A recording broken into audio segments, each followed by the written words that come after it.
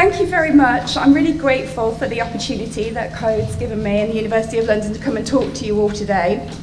My name's Helen Dexter. I'm from the University of Leicester, and I was for about 10 years the Director of Distance Learning for the School of History, Politics and International Relations.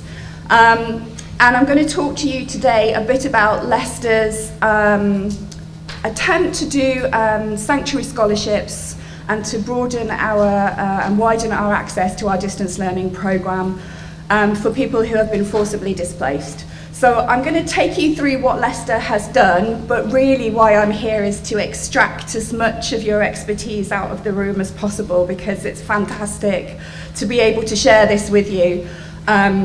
And basically to ask for help as well. So this is a little bit of what we've done, not necessarily, I think best practice is always a complicated term, but really to kind of share what we've done and then basically to get as much help as possible from everybody in the room.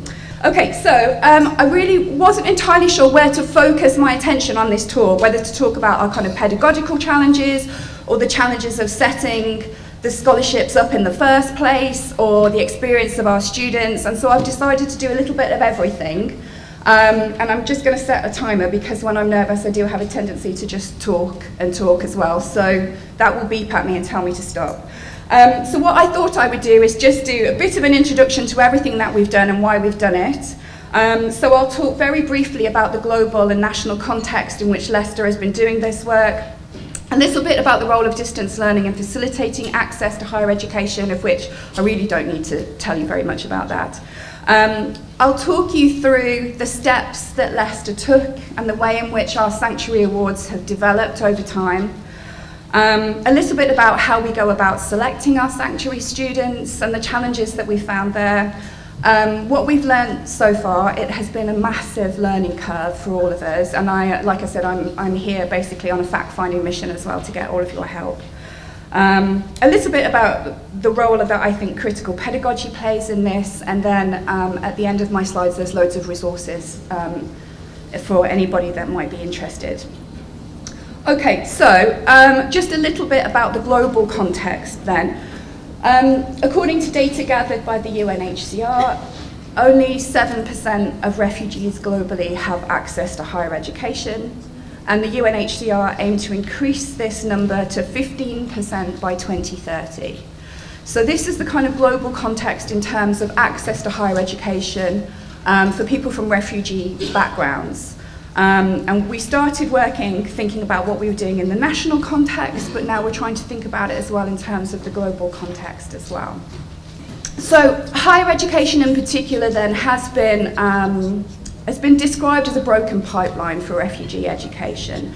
So there's an increasing body of research that demonstrates that access to primary and secondary education has been prioritised, whilst access to higher education remains quite limited, and postgraduate education even more so, I think. So Leicester's distance learning provision is almost entirely in postgraduate courses. So, you know, our work here has been in terms of master's degrees mostly. In terms of the national context then, Leicester is a university of sanctuary. We're part of a network of UK universities of sanctuary. There are currently, I think, 38 institutions in the UK who are recognised as universities of sanctuary. So also what we're doing is within this framework and the guidance of the Universities of Sanctuary. So Universities of Sanctuary, for those of you that aren't aware, is an initiative to recognise and celebrate the good practice of universities in welcoming people seeking sanctuary through facilitated access to higher education, supporting local refugee communities, and taking an active role in learning about the issues and obstacles faced by this group in pursuing higher education. So different universities of sanctuary approach this work in different ways. Sanctuary scholarships, where they are offered, have tended to focus on campus-based learning and access, providing access to campus-based education. Now, obviously, these scholarships are to be welcomed and encouraged, but I do think that higher distance education in the UK, the sector so far is really an untapped opportunity for widening access to refugee students. So within the national context as well, Leicester is a city of sanctuary. We're also a dispersal, an asylum seeker dispersal city for the East Midlands. And so the work that Leicester does with our distance learning programme is also part of being a civic university as well, and it's how we contribute to our local community as well. So we're working in this kind of national, global context rather, of only 7% of refugees having access to higher education, but also knowing that the life of our city as well, for the life of our city, this is an important initiative as well.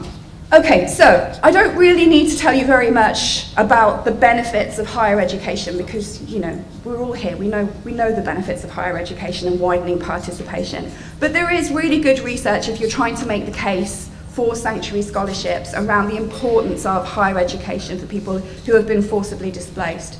So there was a very useful report that was produced in 2016 by the Refugee Support Network and Jigsaw Consult, who suggested that access to higher education for refugees could have a number of really significant impacts. This is particularly the case with accredited programs as well and internationally recognised awards. Were considered particularly beneficial for employment opportunities. Individuals learnt important new skills, new language skills as well. And we know that involvement in courses can have a really significant impact on mental well-being as well. So there's lots of different reasons why access to higher education is beneficial. We also know that it's beneficial for communities as well. So new skills are often translated into community projects. And refugee support's research highlighted that improved access to good quality higher education had really positive knock-on effects for primary and secondary education as well, due to the availability of qualified teachers. They also demonstrated that higher levels of engagement in higher education resulted in improved cross-cultural understanding as well. So lots of different reasons why this is beneficial. This is also drawn out through the UNHCR's work. There's lots of resources that the UNHCR have provided around this, particularly their roadmap of 15 by 30, which is lots of excellent resources to help institutions contribute towards this aim. And the UNHCR roadmap says that without access to higher education, options to improve one's economic stability, personal development, political and social engagement are limited, exacerbating cycles of poverty and marginalisation. A lack of education generally and higher education specifically can also weaken integration in the host country, which can fuel social isolation and reduce social cohesion.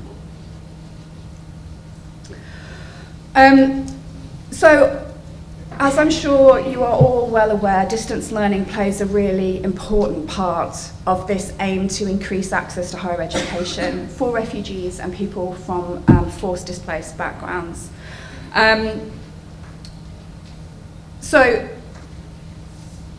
One organisation that I would point you towards is the Connected Learning in Crisis Consortium.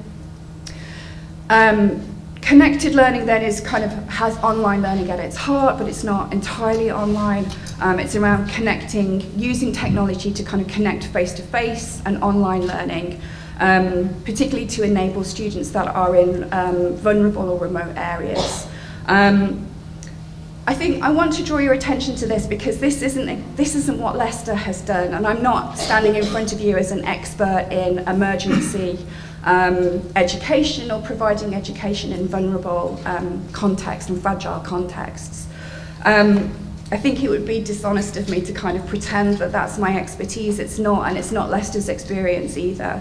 So what Leicester did is we had what you would describe as just a mainstream university distance learning programme that wasn't designed specifically for students that are in fragile contexts or from displaced backgrounds. And instead we had, a mainstream distance learning programme, and we decided that we would try and open up access to people who have been forcibly displaced. So there's a real difference, I think, between these really excellent organisations, of which there are many, who design education specifically for students who are in fragile contexts, and they work with people on the ground, and it's co-created, and obviously Leicester wasn't starting from scratch. You know, we have a long-established distance learning program, and we weren't able to kind of completely redesign it for this purpose. So what I'm talking about today really is our experiences of the value and also the limitations of taking an established distance learning program and trying to offer sanctuary places on it. Okay, so there is a link there if anybody's interested in looking at our sanctuary offering. It is essentially a fee waiver program, okay, so we don't offer grants or anything like that. We call them sanctuary awards, and they are fee waivers to our distance learning program. Our distance learning program is entirely online. It's asynchronous as well. On the whole, it's asynchronous. There are a few programs that have some limited synchronous teaching, but generally it's asynchronous and online. And we opened it up. Our sanctuary awards are designed for applicants who have experienced forced displacement or are excluded from education due to political persecution. And we wanted to add that essentially because we were getting applicants from women who were in Afghanistan who couldn't really be described as being forcibly displaced, but did face really extreme barriers to education. Of course, one of the benefits of distance learning is that we're not, we don't have to worry about visas, we don't have to worry about people's legal status, and so actually it kind of gives us the freedom to decide how broad these awards are and who's eligible.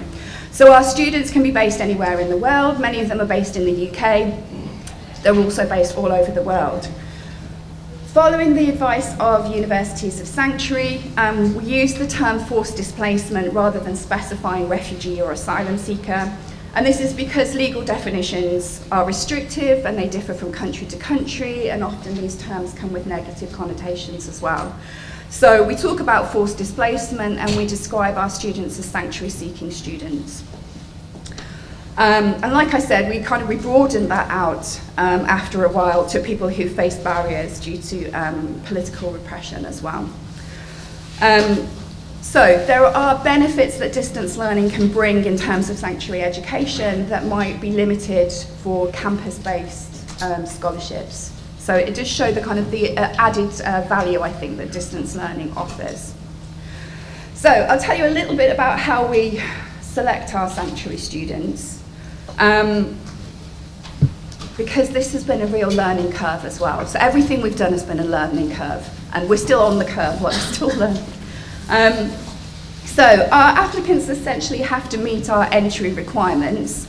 But we are flexible in terms of we recognise that sanctuary students might not have access to certificates, they might not be able to demonstrate their qualifications in the same way that other students might. And so we tend to take, as far as possible, we take applications on a case-by-case basis. The type of evidence required in order to be admitted to the programme will depend partly on what they're applying to study.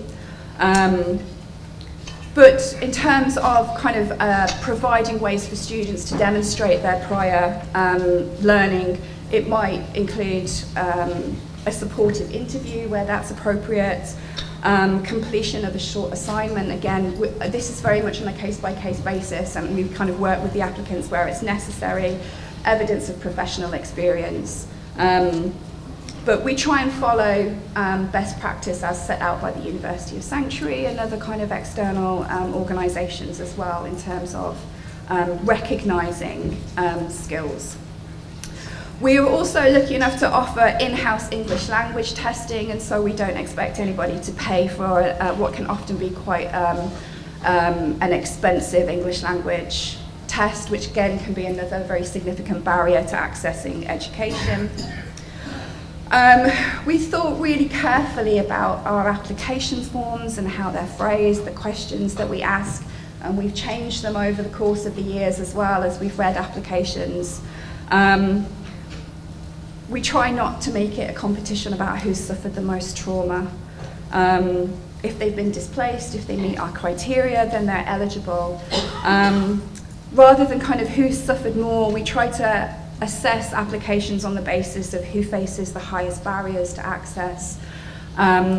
I work with a fantastic group of people that help assess these applications. At the moment, it's a group of women, and we've created a way of working where a lot of this involves being critically self-reflective as well, and that we realised at certain moments that we had particular visions of what we expected a sanctuary student to be, or what we thought they would write on a form, or what we kind of expected from. And I think what's been really interesting, and you know, I study violence and peace through my research as well, is working through this and challenging those assumptions as well as we go through this process. We look for candidates who we think will really benefit from the degrees, but this can be for any reason. So we found that our sanctuary scholars are often not able to project a future in the way that we would perhaps expect on other application forms, and be able to describe to us how they would make use of a degree in the way that we might expect other students to. And you know, we value the importance of a sense of belonging and the impact it has on somebody's mental health, or just feeling like a sense of purpose, and all of these things are important in terms of how we, you know, these are reasons to offer awards as well. It's not just like, will this lead to a particular job or further qualification? Okay, so this is a bit of a timeline of what we did then. So in 2018, the School of History, Politics and International Relations, which is the school I teach in, we launched a distance learning sanctuary scholarship, which again are fee waivers. We thought at the time we might have been the first in the UK, but I think the University of London got there before us, so we might have been the second, but we were still pretty, you know, we still thought, we felt like that we were learning as we went as well, but we didn't know kind of, there wasn't an organisation that we sort of picked up and followed their path. So there's been a lot of, I keep saying that there's been a lot of learning as we go. So we were really lucky as well that our first intake of distance learning sanctuary scholars became the subject of a PhD thesis, which was completed by Dr. Gabby Whithouse at Lancaster University, and her findings are available online. Gabby's a very experienced distance learning educator. She now does work around emergency education as well. And her findings have been really useful to us. In 2022, the university approved to kind of broaden these sanctuary scholarships, and we created the Ukraine Conflict DR Sanctuary Awards. This project was led by a colleague of mine, Phil Horspool, and the Sanctuary Seekers Unit at the University of Leicester. And we tried to extend my school's distance learning sanctuary awards to people whose education had been disrupted due to the war in Ukraine. And again, kind of highlighting the benefits that distance learning brings is that we noticed that a lot of the programs and scholarships that were awarded in the wake of the war in Ukraine were for Ukrainian nationals. And we knew that there were lots of students who were studying in Ukraine who weren't Ukrainian nationals, who didn't have access to those scholarships. So distance learning, again, was a way in which we could reach people that perhaps hadn't been reached through other scholarships. And I could do a whole other paper about like how people determined the impact of the Ukrainian war. Like, as somebody that studies war, that was the applications were fascinating. And I had to kept being told, like, you have to draw the line somewhere, Helen, because I was saying, oh, just give them. So in 2023 then, the University of Leicester approved 100 distance learning sanctuary scholarships across the College of Social Science, Arts and the Humanities, which is where most of our distance learning is based. These are offered over 3 years, so we're just at the end of the second year of that. And again, they are administered essentially through our Sanctuary Seekers Unit, who I always give a shout out to because they do amazing work at the university. I was lucky enough, December 2023, I went to the education campus at the Global Refugee Forum in Geneva, and we formally announced our 100 DL Sanctuary Awards as a formal pledge to the UNHCR 15 by 30 campaign. And again, I could tell you lots about that if I had more time. So kind of the next step in this is that we've noticed that we are getting applications from people who are still in Gaza. At the start of this week, we did make some awards, some DL awards to Palestinian applicants and to at least one person who's still in Gaza. We do this really carefully because, like I said, we haven't designed a distance learning program for students in fragile contexts. And we recognise that access to education, we think that it will be just a kind of a good, but actually it can also bring additional kind of worry and stress and trauma, and we try to be very aware of that. So we've sought advice. We were lucky enough to get advice from Professor Saida Afune, who is the Dean of Education at Najah National University in the West Bank, who is an expert in emergency education. And they developed a set of guidelines for educators in crisis settings, which you can access online as well, drawing on their work developing online programs for students who are currently studying in Gaza. And we've been learning really important practical advice about low bandwidth education, about trauma-informed education, about just very simple practical things like people will charge their phones in the morning, and so don't expect to get a response, or people online in the morning, just things like that. But this is kind of the next step in what we're doing. We're trying to do it really carefully. So I think there will be significant lessons about perhaps the benefits, but also the limits. I'm very aware that there are going to be limits to what we can do for students in these circumstances as well. And hopefully we'll be able to kind of draw some lessons from what we're doing. Okay, right, I'm running out of time. This is what our first intake of students looked like. So we had 2 students from Afghanistan living in Leicester, a student from Iraq who was also living in Leicester, a student from Syria living in Germany, a student from the MENA region who was living elsewhere in the UK. They lived in various places in the UK. A student from Somalia who was living in a refugee camp in Malaysia. One student from Rwanda living as a refugee in Uganda. A student from Syria living in the Netherlands. One student from the DRC who was living in the Disleko refugee camp in Malawi. And one student from Iran who was living at one point in Turkey and then later in Australia. Gabby, like I said, did fantastic work. She did photo voice work and interviews with our first intake. A couple of quotes from them. One of our students said, "I feel like I wanted to improve myself. I wanted to gain something for myself since I'm here. According to my current situation, I can't get engaged in full-time learning because I can't afford it time-wise or financially, everything. It's not easy. So choosing an online program gives me the flexibility I need. Seriously, when I turn my laptop on my iPad and start reading or studying, these are the moments I have during the day that I feel I'm doing something for myself."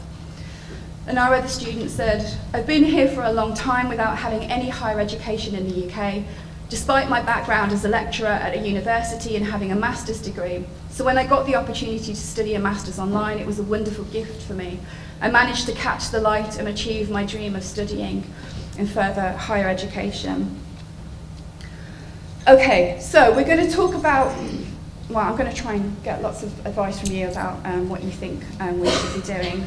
But I'll quickly run through some of the experiences we've had so far. So we've welcomed 82 Sanctuary Scholars onto our programme. That's since 2018. We know that getting the scholarship in place for the university and for the students is only the first step, so it felt like a win for us, but then we realised that really the hard work was just starting. My advice would be flexible in everything. So just be flexible in terms of your assessments, in terms of your assessment submission dates, in terms of what you think a Sanctuary Scholar is. Just be reflective and flexible. A lot of our advice is around just what good distance education is, okay? So, what's good for Sanctuary students is good for everyone, really. Really clear and simple communication right from the first communication that you might have via email or online through to how you actually teach your programs.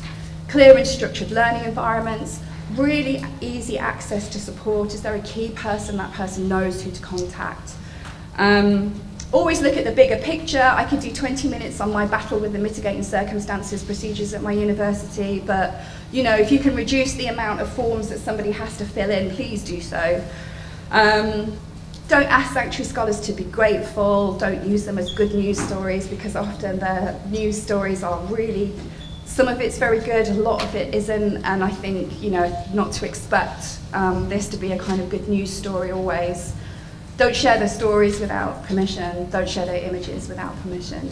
I'm really lucky that I work with people in the Sanctuary Seekers unit who research and train people in trauma-informed education. And I think taking a trauma-informed approach to everything would kind of sum up the last few points as well.